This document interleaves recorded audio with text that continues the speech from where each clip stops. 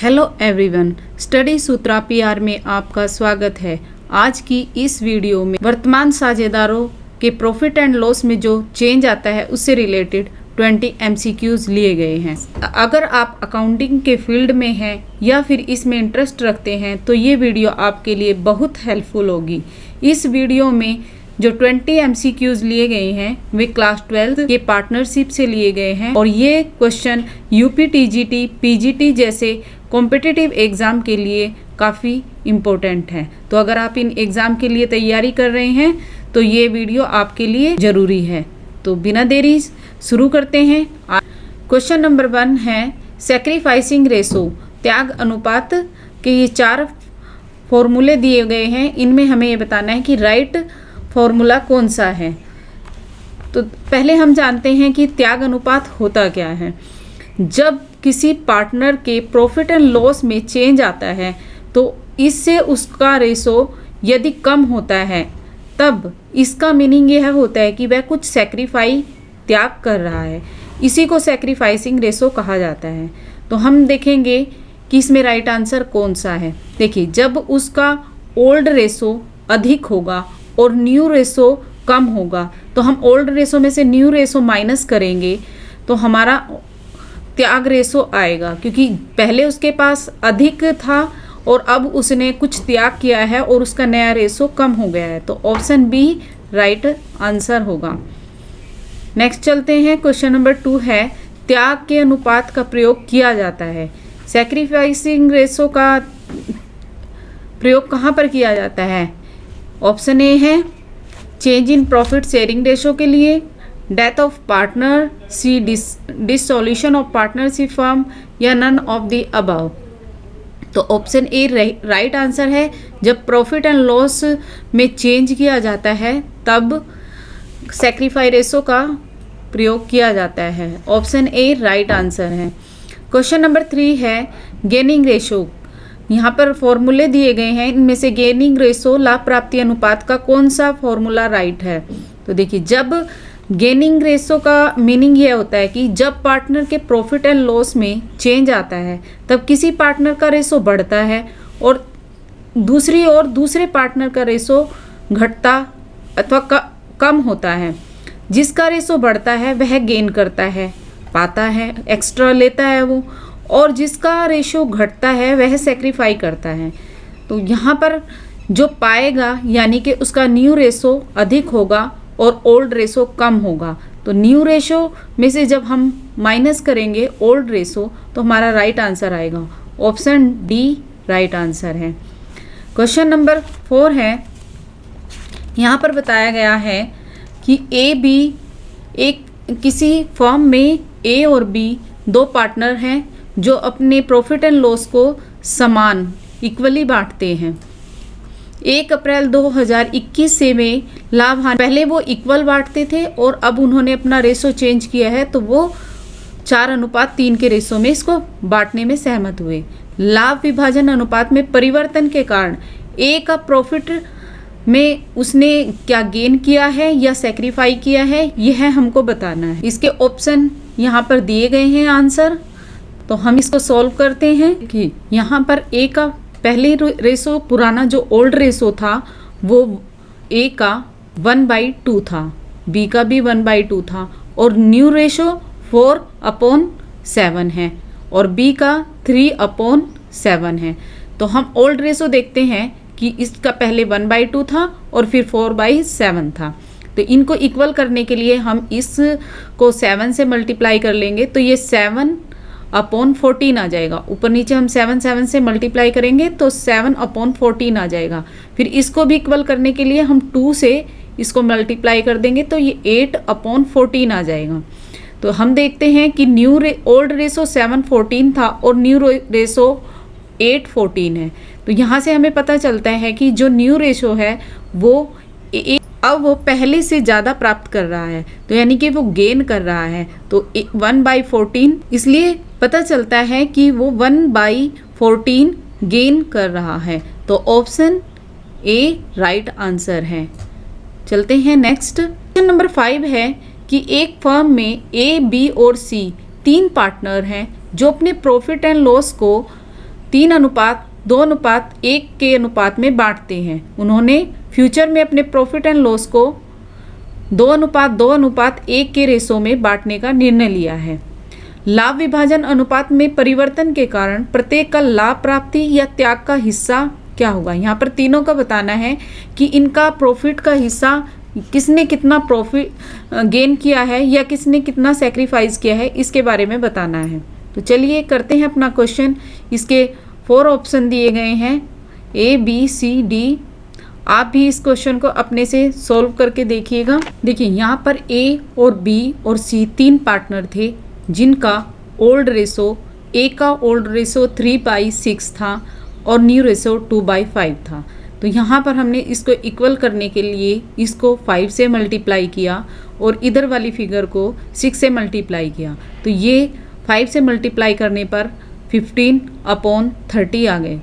फिर यहाँ पर ये 6 से मल्टीप्लाई करने पर 12/30। पहले वो 15/30 गेन कर रहा था, लेकिन अब 12/30 गेन कर रहा है। तो अब कम कर, इसका मतलब यह हुआ कि उसने 3/30 पार्ट अपने प्रॉफिट का सेक्रीफाई किया है। यहाँ पर B का जो पार्ट, B पहले 2/6 गेन करता था और न्यू रेशो उसका 2/5 है। तो इसको इक्वल करने के लिए 6 से मल्टीप्लाई करेंगे, इसका रेशो हो जाएगा 10/30 और यहाँ पर 6 से मल्टीप्लाई करने पर इसका रेशो हो जाएगा 12/30। अब हम यहाँ देखते हैं कि पहले वो 10/30 गेन कर रहा था, लेकिन अब 12/30 गेन कर रहा है। तो यानी कि 2 एक्स्ट्रा ले रहा है, तो 2/30 गेन कर रहा है। नेक्स्ट है C का ओल्ड रेशो 1/6 था और न्यू रेशो 1/5 है।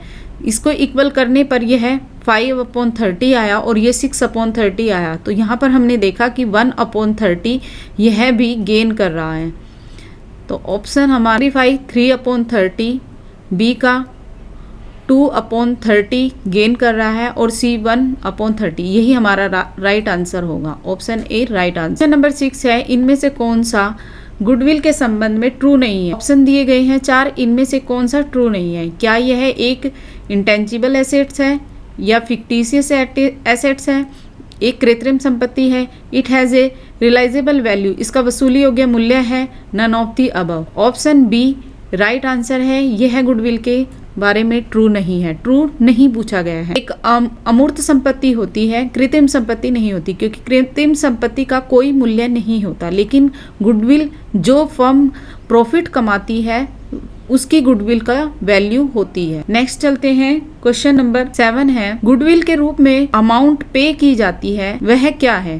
तो ऑप्शन ए राइट आंसर है इसका, पुराने साझेदारों द्वारा अर्जित प्रतिष्ठा का जो पार्टनर्स अपनी रेपुटेशन अर्न करते हैं वह गुडविल का मूल्य होता है। ऑप्शन ए राइट आंसर है। क्वेश्चन नंबर 8 है, इसमें पूछा गया है कि गुडविल का मूल्यांकन आधारित है किस पर, ए फर्म की पूंजी पर, संपत्तियों पर या लाभार्जन क्षमता पर, फिक्स्ड एसेट्स पर। ऑप्शन सी राइट आंसर है, on earning capacity. Next question है 9 में पूछा गया है कि अधिलाभों का आशय क्या है, सुपर प्रॉफिट मीन्स। ये 4 ऑप्शन दिए गए हैं, इनमें से हमें राइट आंसर बताना है। देखिए सुपर प्रॉफिट क्या होता है, जब हमारी फर्म जैसी ही कोई दूसरी फर्म की तुलना करते हैं हम, तो हमारी फर्म जितना अधिक लाभ कमा रही है उन्हीं लाभों को अधिलाभ या सुपर प्रॉफिट कहा जाता है, और इन्हीं सुपर प्रॉफिट के आधार पर ही गुडविल को भी काउंट किया जाता है। एग्जाम्पल के लिए, यदि कोई अन्य फर्म 1 लाख इन्वेस्ट करके 15% प्रॉफिट कमा रही है, 15% मतलब 1 लाख का 15% हो गया 15,000, और हमारी फर्म 1 लाख इन्वेस्ट करके 25% कमा रही है, यानी कि 25,000 कमा रही है, तो जो वो 10,000 एक्स्ट्रा है वो है सुपर। इसलिए ऑप्शन बी राइट आंसर है, औसत लाभों का सामान्य लाभों पर आधी। क्वेश्चन नंबर 10 है, यहाँ पर दिया गया है कि एवरेज प्रॉफिट दिया गया है 20,000, कैपिटल एम्प्लॉयड दिया गया है 2 लाख और सिंपल प्रॉफिट की रेट जो है 8% है। There will be super profit. यहाँ पर एक न्यूमेरिकल के थ्रू हमें ये सॉल्व करके दिखाना है जो हमने अभी ऊपर जिसके बारे में बात की थी। एवरेज प्रॉफिट यहाँ पर दिया हुआ है 20,000 का और विनियोजित कैपिटल जो लगाई है वो 2 लाख की। जो कैपिटल लगाई है उस पर प्रॉफिट कमाया जा सकता है 8% की रेट से 16,000 और एवरेज प्रॉफिट 20,000। तो ये 4,000 का जो एक्स्ट्रा प्रॉफिट कमाया गया है वह हमारा अधिलाभ है। तो option D right answer. Question number 11 है नॉर्मल प्रॉफिट मीन्स। यहाँ पर नॉर्मल प्रॉफिट का मतलब बताना है कि क्या होता है। तो ऑप्शन ए है इसी व्यवसाय द्वारा अर्जित लाभ, या बी है इसी प्रकार के अन्य व्यवसाय द्वारा अर्जित लाभ, सी है पूर्व वर्षों के लाभों का औसत और D none of the above. Option B right answer है। हम इसके बारे में ऊपर भी बात कर चुके हैं कि इसी प्रकार के अन्य व्यवसाय द्वारा जो अर्जित किया जाता है लाभ, जो दूसरी कंपनियां सभी कंपनियां जो अर्जित कर सकती हैं वह नॉर्मल प्रॉफिट होता है और जो हम एक्चुअल में प्रॉफिट कमाते हैं वह एक वास्तविक प्रॉफिट होता है। ऑप्शन बी राइट आंसर है। क्वेश्चन नंबर 12 है पिछले 5 वर्षों का जो एवरेज प्रॉफिट वो 60,000 दिया गया है और इस जैसे व्यापार में सामान्य व्यापारिक लाभ पूंजी का 10% प्रतिवर्ष। इस व्यापार में 5 लाख रुपए पूंजी के लगाए गए हैं। यदि ख्याति पिछले 5 वर्षों के औसत अधिलाभ के 3 गुना हो तो ख्याति की राशि होगी। तो यहाँ पे हमें गुडविल निकालनी है। 5 वर्षों का एवरेज प्रॉफिट दिया गया है। लाभ पूंजी का कितना % होना चाहिए? 10% होना चाहिए। ये हो गया 5 लाख का 10% यानी 50,000 और एवरेज प्रॉफिट हो गया 60,000। यानी और जो कंपनियां हैं सभी 5 लाख इन्वेस्ट करके 50,000 कमा सकती हैं, लेकिन हमारी जो फर्म है वो 60,000 कमा रही है, यानी 10,000 एक्स्ट्रा कमा रही है। अब ये तो हो गया 10,000 हो गया सुपर प्रॉफिट और हमें सुपर प्रॉफिट के आधार पर गुडविल को निकालना है। तो हम 10,000 को 3 से मल्टीप्लाई कर देंगे और इस तरह से हमारा 3,000 राइट आंसर होगा। ऑप्शन बी राइट आंसर है। क्वेश्चन नंबर 13 है एक फर्म की औसत विनियोजित पूंजी 4 लाख है। नॉर्मल रेट ऑफ रिटर्न 15% है और फर्म का एवरेज जो प्रॉफिट है वो 80,000 है प्रति वर्ष। साझेदारों को अनुमानित पारिश्रमिक 10,000 का दिया जाता है। तो अधिलाभ के 2 वर्ष के क्रय के आधार पर ख्याति का मूल्य निकालना है। यहाँ पर भी हमें सुपर प्रॉफिट से गुडविल का वैल्यू निकालनी है, लेकिन यहाँ पर एक ये दिया गया है कि अनुमानित पारिश्रमिक 10,000 वार्षिक देना है। तो यहाँ पर देखिए एवरेज प्रॉफिट कितना है उनका 80,000 और नॉर्मल रेट ऑफ रिटर्न से प्रॉफिट निकल के आएगा 15 4 जा 60,000, लेकिन यहाँ पर 80,000 ये प्रॉफिट दे रहे हैं, लेकिन इसमें से 10,000 हमें रेम्यूनरेशन के माइनस करने होंगे। तो ये 70,000 बचेगा और ये 60,000 था, यानी कि 10,000 अब हमारा सुपर प्रॉफिट बचा है। वह किसके 2 वर्ष के क्रय के आधार पर निकालना है। तो 70 माइनस 60 तो हमारा 10 बचेगा और जब हम उसको 10 को 2 से मल्टीप्लाई करेंगे तो हमारा 20,000 राइट आंसर होगा। ऑप्शन सी राइट आंसर है। चलते हैं क्वेश्चन नंबर 14 है लाभों के पूंजीकृत मूल्य का आशय है। तो ऑप्शन ए पूंजी प्लस लाभ, बी निश्चित लाभार्जन हेतु व्यवसाय में विनियोजित पूंजी, सी रिटर्न ऑन कैपिटल एम्प्लॉयड और डी है प्रॉफिट मल्टीप्लाई परचेज ईयर। तो ऑप्शन बी राइट आंसर है। निश्चित लाभार्जन हेतु व्यवसाय में विनियोजित पूंजी capital employed in business for definite profit. Question number 15 है कि यदि वास्तविक औसत लाभ 30,000 है तथा सामान्य प्रत्याय दर यानी नॉर्मल रेट ऑफ रिटर्न 12% है तो लाभों का पूंजीकृत मूल्य क्या होगा। तो यहाँ पर इसमें हम नॉर्मल रेट ऑफ रिटर्न की हेल्प से यह देखेंगे कि 30,000 का जो प्रॉफिट है का एवरेज प्रॉफिट लेने के लिए हमें कितनी कैपिटल इन्वेस्ट करनी पड़ेगी। इसका फॉर्मूला है, देखिए इसका फॉर्मूला है average profit multiply 100 upon normal rate of return. Average profit क्या दिया गया है 30,000 मल्टीप्लाई 100 अपॉन 12। इसको काटने के बाद यह आ जाएगा 2500। राइट आंसर फिर ऑप्शन बी राइट आंसर होगा, क्योंकि यहाँ 2500 को हम 100 से मल्टीप्लाई कर लेंगे। नेक्स्ट चलते हैं। क्वेश्चन नंबर 16 में पूछा गया है कि एवरेज प्रॉफिट के पूंजीकरण विधि में ख्याति का मूल्य क्या होगा। तो option A, B, option B, C और डी, 4 ऑप्शन दिए गए हैं, इनमें से हमें राइट को चूज करना है। तो ऑप्शन ए हमारा राइट आंसर होगा।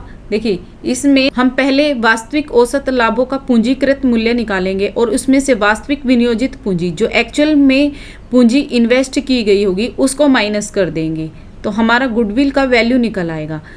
क्वेश्चन नंबर 17 है, अधिलाभों का पूंजीकरण विधि में ख्याति का मूल्य ज्ञात किया जाएगा। ये 4 ऑप्शन दिए गए हैं, इनमें से बताना है कौन सा ऑप्शन राइट है, कौन से फॉर्मूले से गुडविल की वैल्यू निकल कर आएगी।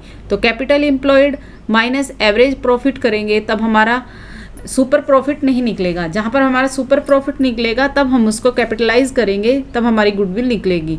तो ऑप्शन सी राइट आंसर है। पहले हम एक्चुअल प्रॉफिट में से नॉर्मल प्रॉफिट को लेस करेंगे तो यहाँ पर हमारा सुपर प्रॉफिट निकल के आएगा और उसको हम 100 अपॉन सामान्य दर नॉर्मल रेट से जब मल्टीप्लाई करेंगे तब हमारी गुडविल निकल के आ जाएगी।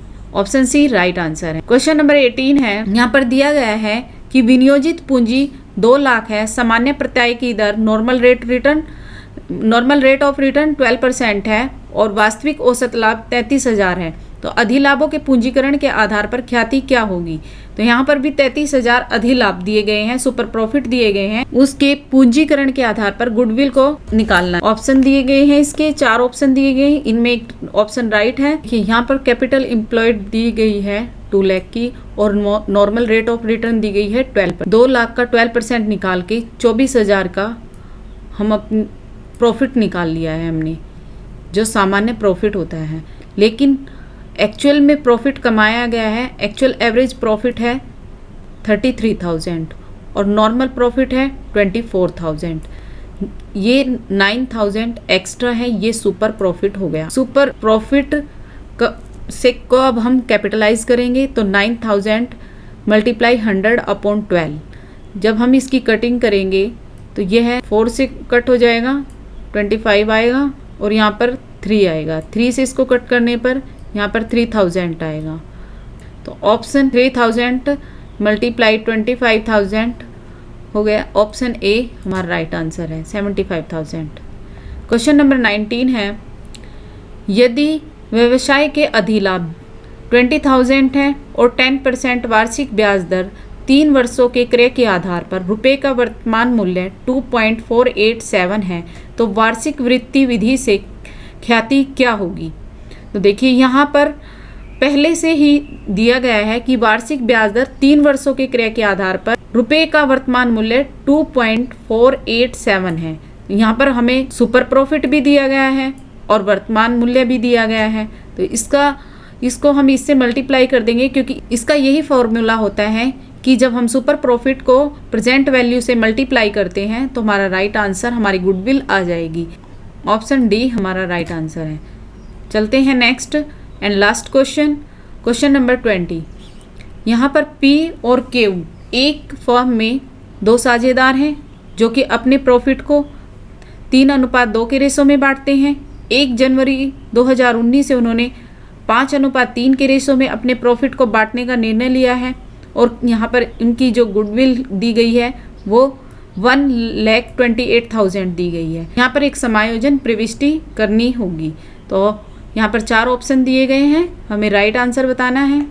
देखिए, यहाँ पर P का ओल्ड रेशो 3/5 दिया गया है और Q का 2/5 दिया गया है और P का न्यू रेशो 5/8 है और न्यू रेशो Q का 3/8 है। तो अब हम यहाँ पर निकालेंगे।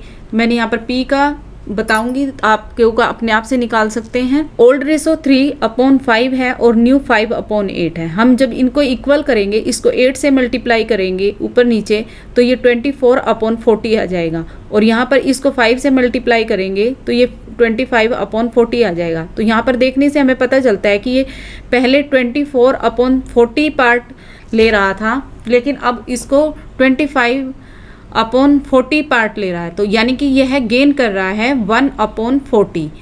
अगर यह गेन कर रहा है तो इसकी वैल्यू चुकानी होगी। इसको यहाँ पर इसने गेन किया है तो केयू ने सेक्रीफाई किया होगा केयू ने जो सैक्रिफाई किया है उसकी क्षतिपूर्ति पी को देनी पड़ेगी। इसलिए पी को गुडविल है 1,28,000, उसका 140 हो जाएगा 3,200 को उसको क्षतिपूर्ति देनी पड़ेगी। तो इसलिए पी को हम डेबिट करेंगे 3,200 से और केयू को हम क्रेडिट करेंगे 3,200 से। Thank you for watching. Please मेरे चैनल को लाइक एंड सब्सक्राइब कीजिए और मुझे मोटिवेट कीजिए। Thank you.